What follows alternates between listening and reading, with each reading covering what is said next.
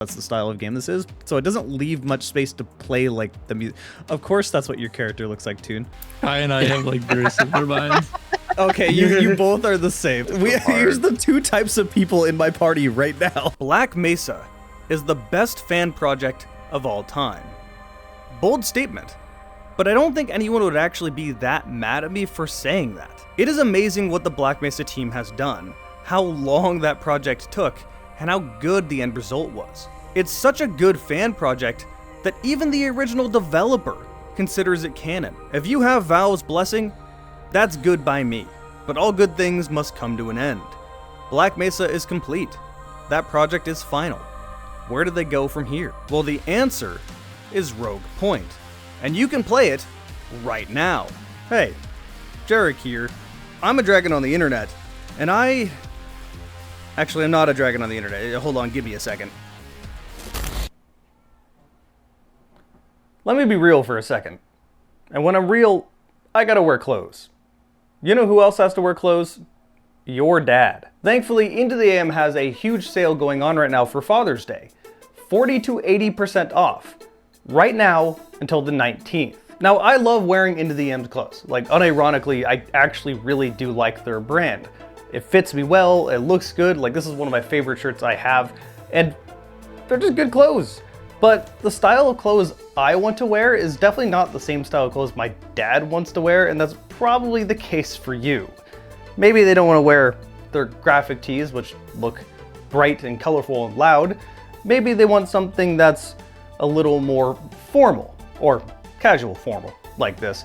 These are pretty thin, and will be very good for the summer. Or maybe your dad is more of a old school rocker type and wants a denim looking jacket.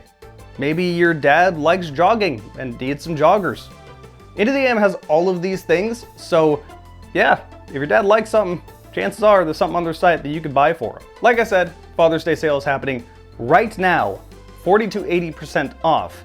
And if you use my link, IntoTheAM.com/dragonshirts, you can get an additional 10% off. That does stack and it applies site-wide. So huge thanks to IntoTheAM for sponsoring this video. I really do like taking sponsors from companies where I actually use their products. Like I've said that a lot, but this was just the shirt I was wearing when I decided to record this. I could have pulled out anything, but this is my favorite one from them. So I like their stuff, would recommend. Thank you IntoTheAM for being so kind to this channel. Now let's go back to Rogue Point. Let me explain where Rogue Point sits in the first-person shooter timeline. Way over here on the right-hand side, you have arena shooters, like Quake and Unreal. Very fast-paced, very arcadey. Way over on the other side, you have more serious tactical games, mil-sim shooters like Arma. Right in the middle, you have kind of a combination of the two. Think Call of Duty 4 to Black Ops 2. Obviously arcadey, but still has some bit of a tactical feel. Shifting closer to the arena shooter, right in the middle, you have things like Titanfall 2. Very fast-paced, lots of movement, but not quite like Quake or Unreal. This is kind of the direction I feel most shooters are going nowadays.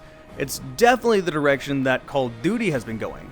Longer time to kill, faster movement. I don't like this shift at all. Kind of drives me crazy, to be honest. I would prefer if it stayed right in the middle with Call of Duty 4 to Black Ops 2. But if you go to the other side, you have games kind of closer to Arma, like say SWAT 4. But right here, right in this gap is what I want to focus on. This is where games like say Rainbow Six Vegas and Insurgency are.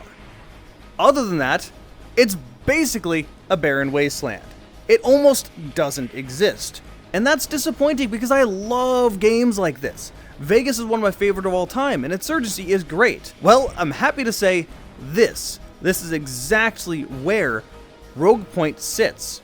In fact, when I was talking to one of the devs, one of the things they told me is that Rainbow Six Vegas Terrorist Hunt was a massive inspiration for this game, and so was Insurgency.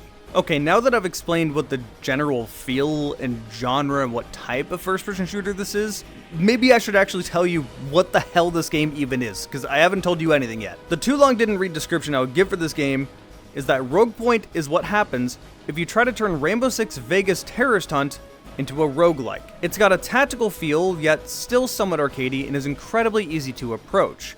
It's not overly punishing, but it's not head empty, run forward. And if you don't like roguelikes, don't worry about it. The roguelike elements are not going to ruin the game for you. It's pretty light. So here's how this game works out. You start a new campaign, and you have 1,000 bucks to get your loadout. You're obviously pretty limited when you first start a campaign, but the first level is easy to make up for it. Just an office level. Your objectives on this level will change. You might need to hunt down some laptops. You might need to defuse a bomb.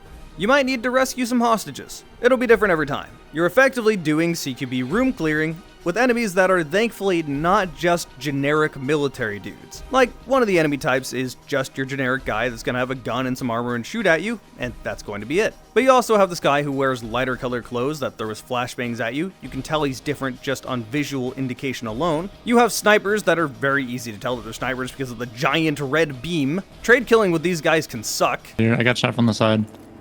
I have two sniper behind. Up top. Hold on.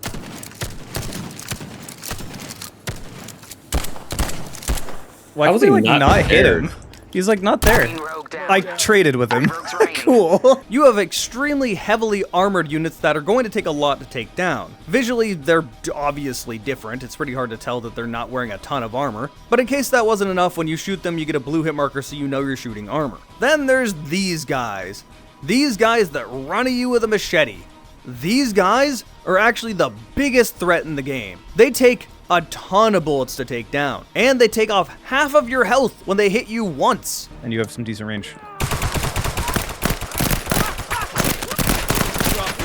That did half my damage, my health. Jeez. Blue rogue down. Oh. Only 2 rogues left. He apparently hit me. Whoa. Yeah, I'm down. There was a machete behind me. Yeah, I actually do think these guys need to be nerfed a little bit. They're not egregious, and they don't ruin the game, but I think most of the times I died was because of these guys. Alright, so you've done your objective. You found your laptops, maybe you cleared out the enemy map, maybe you defused the bomb, whatever it is you needed to do on this level. Well, you get to the roof, and you need to extract. Come prepared, because when you press that button, enemies are going to run at you, and you need to survive for the next 60 seconds. If you survive, you beat the level. So how do the roguelike elements work? Well, as you probably noticed, this game doesn't have regenerating health, just regular health. Now there are medkits that you can carry to heal yourself and your teammates, and there is an item you can carry to revive your teammates. You cannot carry a medkit and a revive item at the same time. If that person dies twice, he is dead for the round, not just that map, the whole run. If you fail 2 objectives, that run is done. In my opinion, this is perfect. It's kind of exactly like how Terrorist Hunt did it. In the first game, if you died during Terrorist Hunt, you were just dead. There you go. You had to start again or hope your teammate cleared out the map. In the second game, you did get a respawn, or 2, depending on what difficulty you were playing on. And again, this felt fair. If you had endless respawns, then it wouldn't really be any challenge. It wouldn't keep my attention for very long. This is like the perfect balance between the game being too easy and too hard. Throughout the level, you will get money for doing certain actions during that level. Maybe you took down an enemy, maybe you grabbed an objective, maybe you defused a bomb, maybe you incapacitated an enemy in a non-lethal way. I will talk about this. Trust me, I will talk about this. But this lets you set up your loadout for the next round. And there's lots of gadgets you can choose from. Aside from your obvious primaries and secondaries, where you have things like shotguns, SMGs, and assault rifles, or pistols of multiple varieties, you have things like the med kit I mentioned or the revive kit I mentioned. You have the obvious stuff like flashbangs and grenades. But then you have other tools like a ladder you can put up to access certain parts of the map, or ways to breach doors. You can even put something on your backpack for your teammates to grab. This loadout system is actually pretty in-depth. There's lots of things to choose from and experiment with. This is also when you unlock cosmetics. Yep, no microtransactions here. You unlock all of your cosmetics in-game. Progression the good old-fashioned way. There's even a really cool callback to their work on Black Mesa, where you unlock the cosmetics of the HECU Marines from Half-Life 1. You want to do an Adrian Shepard cosplay? Sure, go right ahead. But okay, you did good that round, you're moving on to the next level. This next level is the mall. The first level was all CQB in close quarters. It was just teaching you how to engage with the enemies. But now you have some space and multiple floors. This is also the first time you'll see those snipers I mentioned earlier. This is a good medium in-between difficulty map. Same objectives and stuff, plays out the same way as the first map as far as gadgets and whatnot go, so not a whole lot more to say. Just the way you engage the enemies will be different because the map is bigger and more open. But alright, cool, you did pretty good in that one too. Get your gear and get ready for the next level. The biggest one so far, the oil rig. This one is many floors, very vertical, very large. Once again, it's going to be a totally random objective. We even had an objective one time where the hostage was right by our spawn, so we had to carry them throughout the entire map. The way this works is that if you're holding the hostage, you can pretty much do everything you've always been able to do, but use your primary. It's actually kind of crazy. You can even climb a ladder with the hostage. But like I mentioned, this map is big, and even more open than the previous one. And once again, once you complete that objective and finally get to the end of the level, you need to hold out. This is the hardest challenge that this demo throws at you, but it's not really that difficult.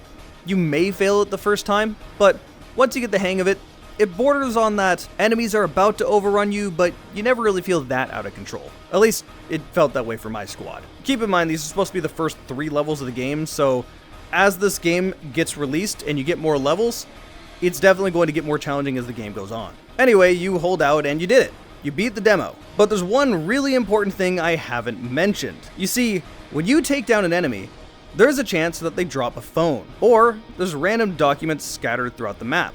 You find a certain amount of these, and you can open a secret door. This will give you a kit that allows you to go gambling for free. Do we all want to just immediately spin dead drop right away? Yes. Oh, here we go. Fuck a gambling! Guess what? Do you get the grenade Got the launcher? paintball. Oh, I got Oh, the okay. mag cannon and frag grenade. Yeah, so when you're making a loadout, not all of the guns in the game are purchasable. In fact, quite a few of them you can't get. This is to encourage you to interact with this system. And I'm not gonna lie, it was pretty fun and pretty addicting. There is a lot of guns and equipment hidden here within the gambling. This is how I got to try out the MP7 for the first time, which this thing slaps. It has armor penetration capabilities, good rate of fire, accurate, just really good gun. It's where I got to try out the Vector for a round. Vector's always fun, and a double tap is pretty effective. It's where I got to try out the Striker shotgun and then immediately find a full auto glitch that I didn't expect. Okay, guys, I got this. Thanks, dude. Now we can't see. I really can't see either. Oh, there's a guy right next to you guys. There's a guy right next to you guys. He's coming to this guy. Oh, that... Oh fuck, there is. Yeah, I'm that being- one.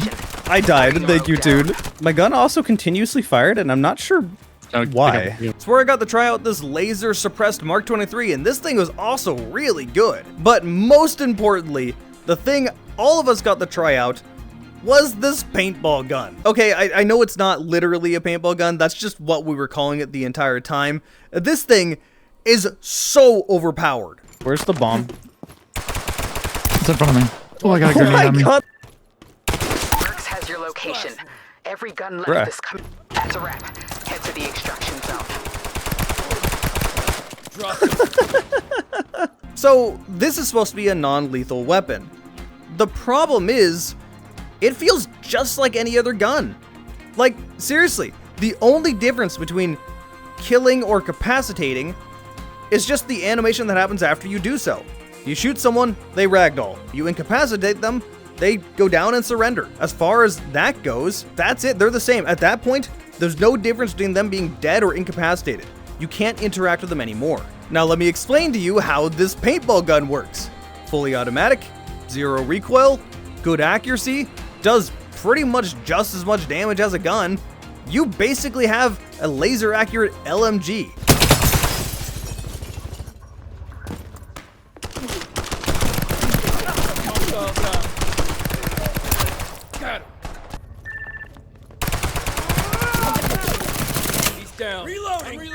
So yeah, rolling that gun is it's just the best gun in the game. There's no comparison. Oh, but it gets better than that, because when you incapacitate someone in a non-lethal way, you get bonus money. Minus. Knock, knock.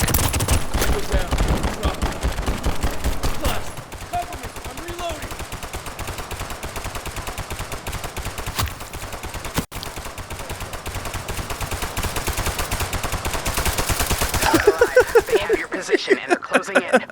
This phone is ours now.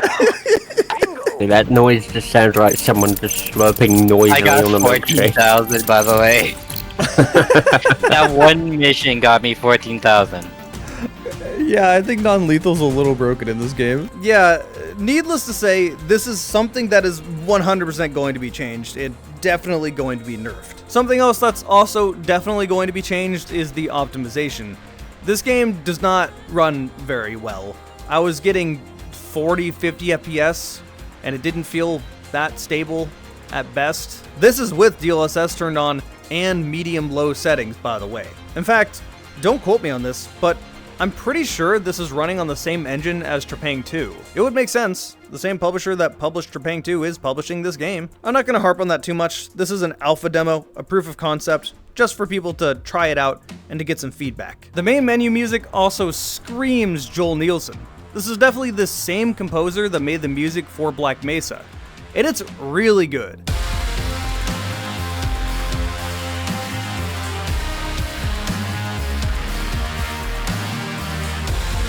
The only shame is that the style of game this is doesn't really work with music during the gameplay, so while you're playing the game, you obviously don't want music playing, which means you can't have more badass music. But the music here at the menus is still really good, and I felt like pointing it out. So, what was my takeaway from this game?